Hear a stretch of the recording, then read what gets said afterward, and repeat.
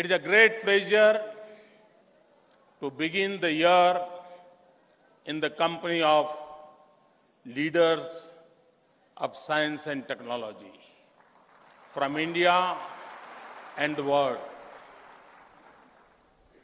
For our confidence about the future of India comes from our faith in you.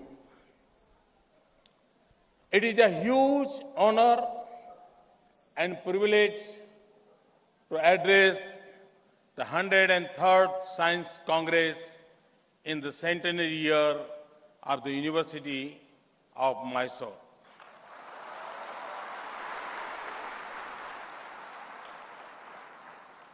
Some of the tallest leaders of India have passed through the doors of this respected institution.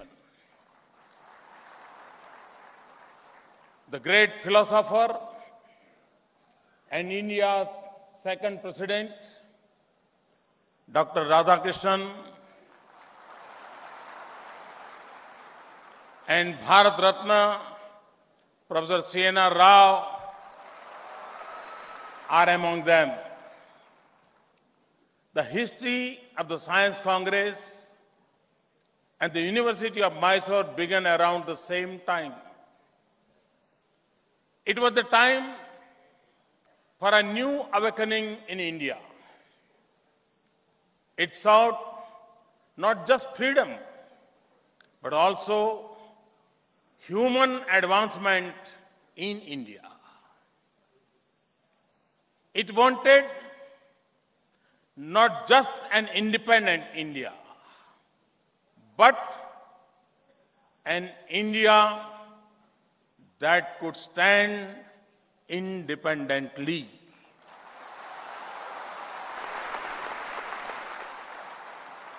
On the strength of its human resources, scientific capabilities, and industrial development. This university is a testimony to the vision of a great generation of Indians. Now, we have launched yet another revolution of empowerment and opportunities in India. And we are once again turning to our scientists and innovators to realize our goals of human welfare and economic development. The world has progressed because of human instinct to inquire and explore for knowledge, but also to address human challenges. No one reflected this spirit more than late President Dr. APJ Abdul Kalam.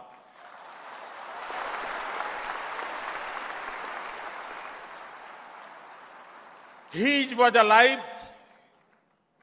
for outstanding scientific achievements, and he was the heart of a boundless compassion and concern for humanity.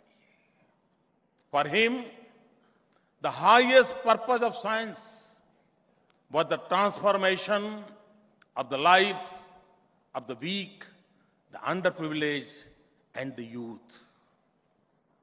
And his life mission was a self-reliant and a self-assured India that was strong and cared for its people. Your theme for this Congress is a fitting tribute to his vision. And it is leaders like Professor Rao and President Kalam and scientists like you who have placed India at the forefront of science and technology in many areas. Our success spans from the core of the tiny atom to the vast frontier of space. We have enhanced food and health security, and we have given hope for a better life to others in the world. As we increase the level of our ambition for our people, we will also have to increase the scale of our efforts. So for me, good governance is not just about policy and decision making, transparency and accountability. It is also about integrating science and technology into the choices we make and the strategies we pursue. Our digital networks are expanding the quality and reach of public services and social benefits for the poor. And in the first ever National Space Conference, we identified 170 applications that touch almost every aspect of governance, development, and conservation. We are launching Startup India that will encourage innovation and enterprise. We are creating technology incubators in academic institutions and have asked for a framework of scientific audit for scientific departments and institutions in the government. It is with the same spirit of cooperative federalism that is shaping center-state relations in every area that I am encouraging greater scientific collaboration between central and state institutions and agencies. We will also try to increase the level of resources for science and deploy them in accordance with our strategic priorities.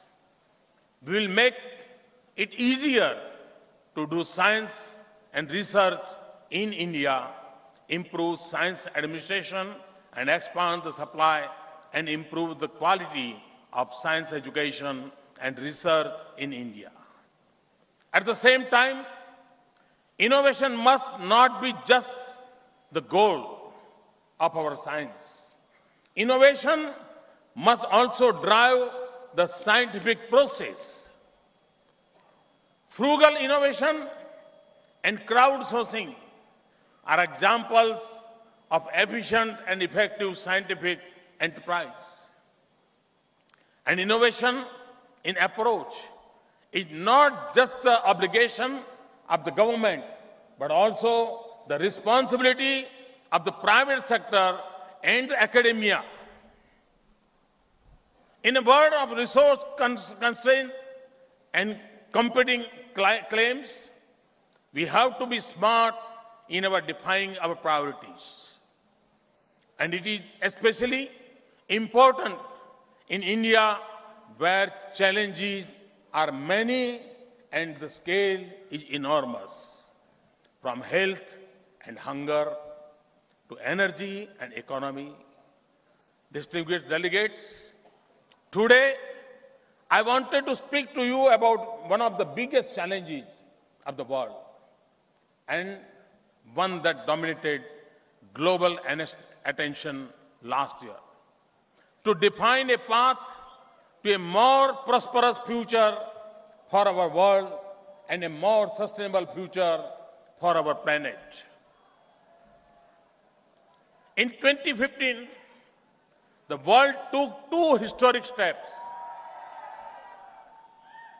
Last September, the United Nations adopted the Development Agenda for 2030.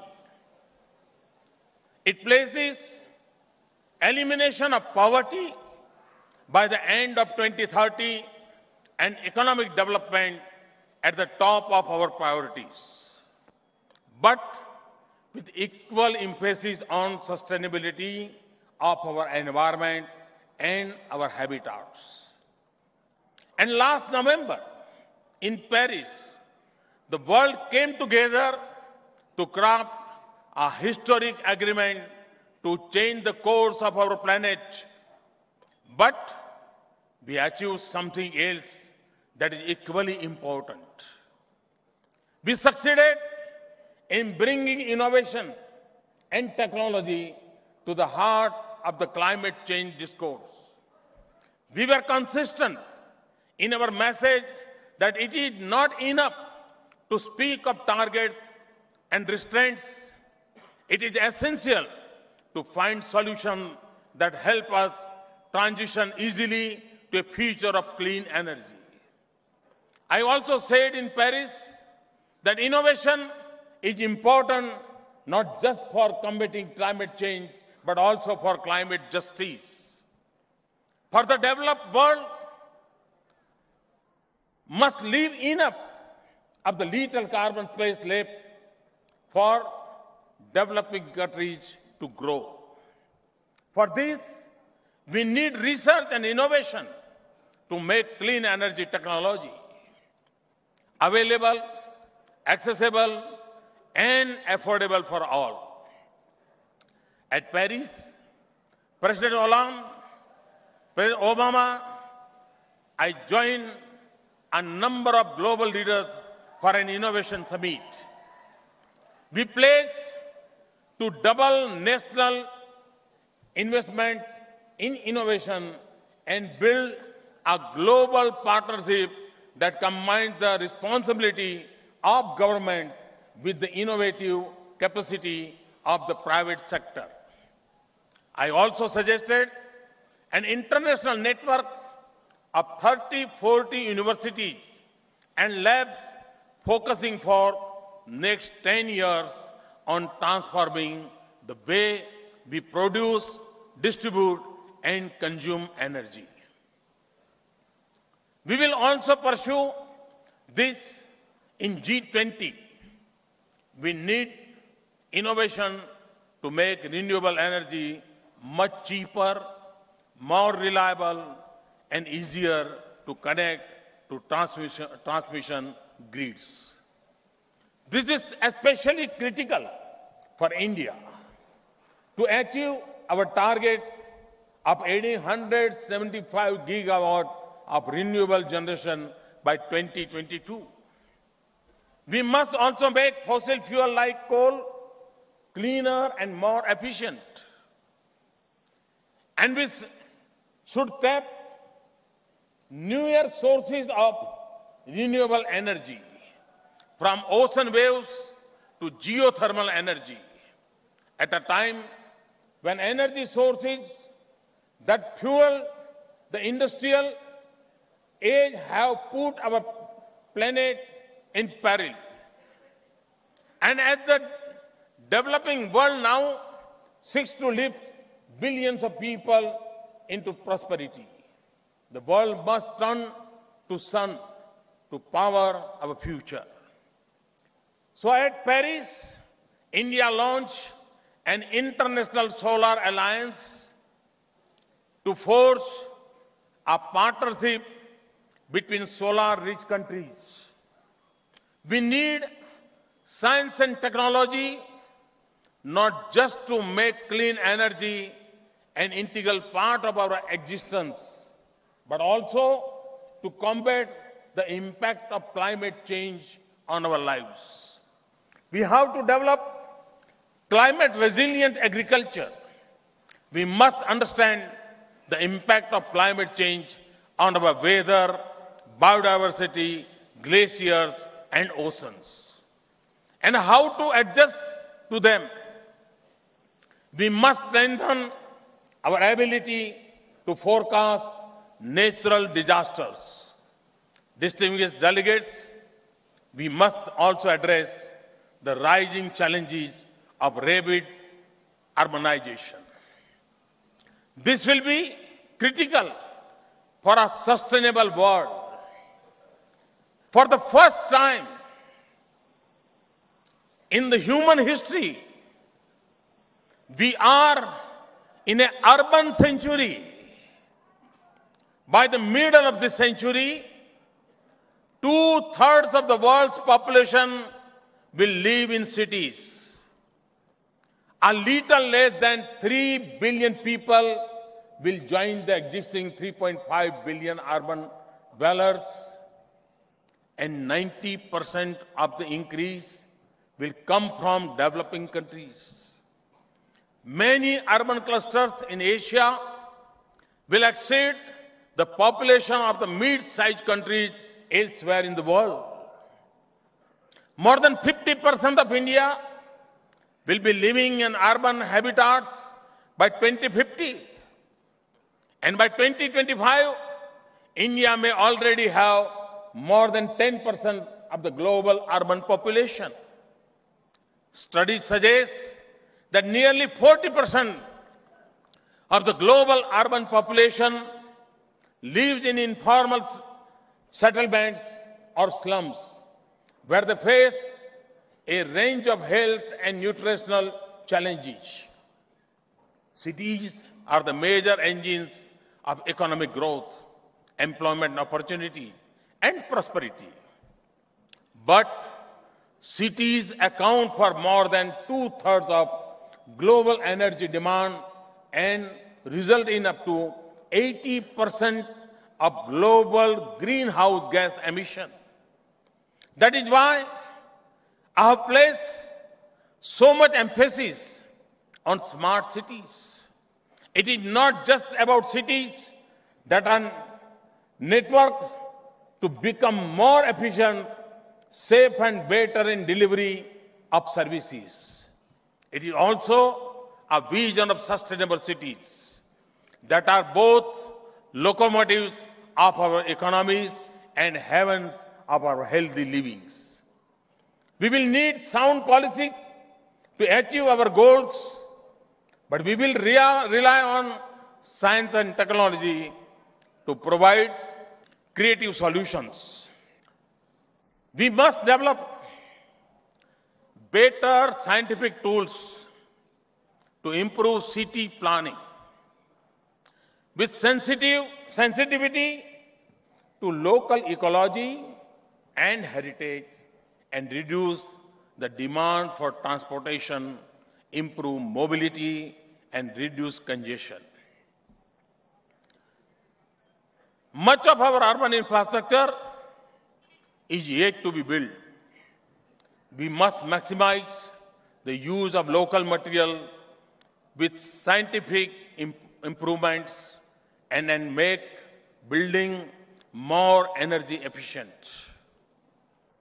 We have to find affordable and practical solutions for solid waste management, converting waste into building material and energy, and recycling wastewater.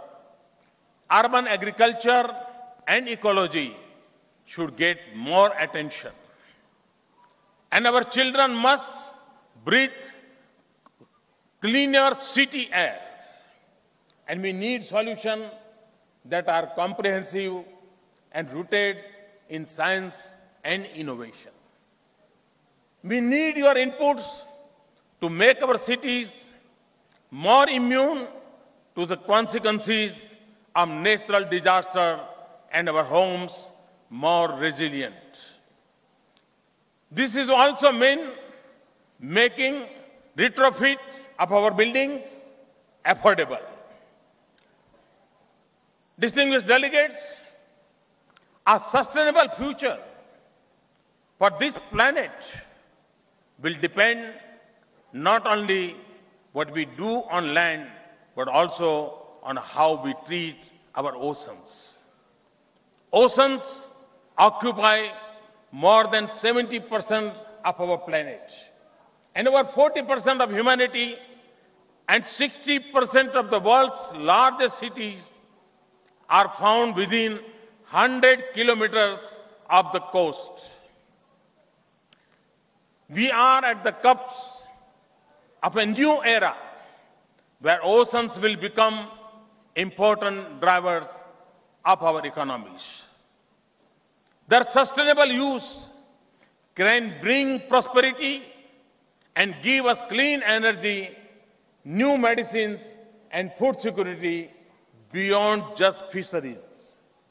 That is why I refer to the small island states as the large ocean states. Ocean is critical to India's future too. With over 1,300 islands, a 7,500-kilometer coastline, and 2.4 million square kilometers of exclusive economic zone. That is why, in the past year, we have increased our focus on ocean or blue economy. We will raise the level of our scientific efforts in marine science. We will set up an advanced center of research in marine biology and biotechnology and establish a network of coastal and island research stations in India and abroad.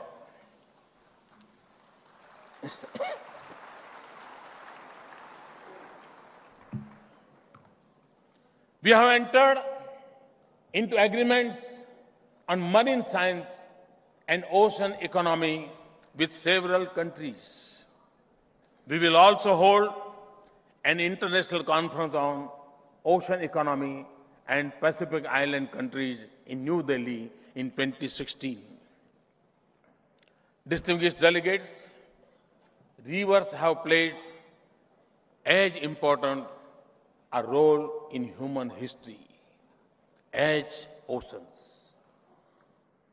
Civilizations have been nurtured by rivers, and rivers will remain critical for our future. So, revival of rivers is an essential part of my commitment. For a cleaner and healthier future for our society, economic opportunities for our people, and renewal of our heritage, we need regulations, policy, investments, and management to achieve our objective. But we will succeed only when we integrate technology, engineering, and innovation into our efforts. Not just to clean our rivers now, but to keep them healthy in the future as well. For this, we also need scientific understanding of the impact of urbanization, farming, industrialization, and groundwater use and contamination on the river ecosystem. River is the soul of nature. The renewable must be an element of a larger effort to sustain nature. In India, we see humanity as a part of nature, not outside or superior to it, and divinity manifested in nature's diverse forms. So, conservation is rooted in the natural instincts of our culture and tradition, and in our commitment to the future. India has a rich heritage of ecological knowledge. We have scientific institutions and human resources to mount concentrated national action on conservation of nature that is rooted firmly in scientific studies and methods. Distinguished delegates, and if we wish to restore the harmony between human and nature, we must also harness the full potential of traditional knowledge. Societies across the world have developed the enormous wealth through wisdom gathered over the ages, and they hold the secrets to economic, efficient, and environment-friendly solution to many of our problems.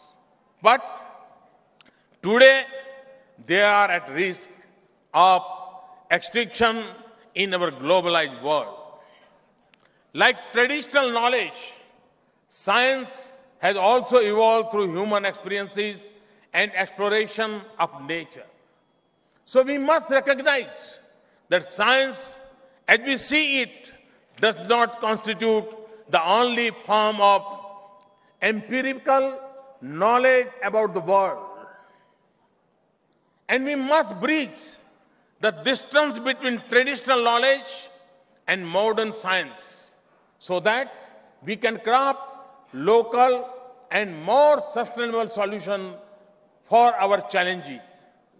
So in agriculture, even as we seek to make our farms yield more, reduce the intensity of our water use, or increase the nutrient content of our farm output, we should also integrate traditional techniques, local practices, and organic farming to make our agriculture less resource intensive and more resilient.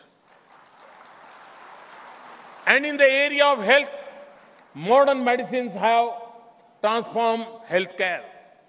But we must also use scientific techniques and methods to delve deeper into traditional medicines and practices like yoga for more holistic lifestyle. And change our paradigm from treatment to wellness.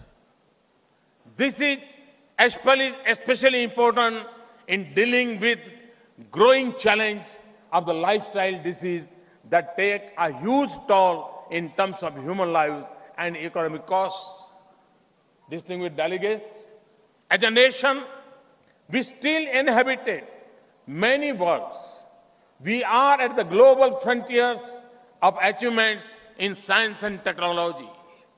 We also see the uncertainty and despair of many living at the edge of existence, looking for a life of hope, opportunity, dignity, and equity. We must meet these aspirations at a speed and on a scale that is rare in human history. And from the richness of our tradition, the consciousness of our age, and the strength of our commitment to our world, we must choose the most sustainable path possible. The success of 1/6 of humanity will also mean a more prosperous and a sustainable future for the world. We can only do this with your leadership and support. We will realize it when, in the words of Vikram Sarabhai, we encourage scientists to interest themselves in problems outside their fields of specialization. And the impact of science will be the most when scientists and technologists will keep the principles of what I call 5 E's of their inquiry and engineering. First E, economy. When we find cost-effective and efficient solutions. Second, environment. When our carbon footprints is the lightest and the impact on the ecology is the least possible. Third, energy. When our prosperity relies less on energy and the energy we use keeps our skies blue and our earth green. Fourth, empathy. Empathy. When our efforts are in tune with our culture, circumstances, and social challenges. And fifth, equity. When science advances, inclusive development, and improves the welfare of the weakest. This year, we mark 100 years of a significant moment in the history of science.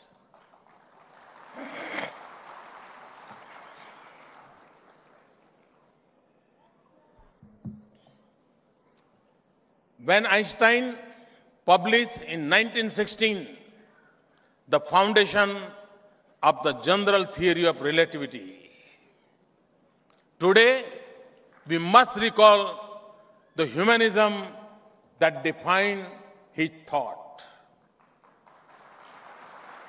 Concern for man himself and his fate must always form the chief interest of all technical endeavors.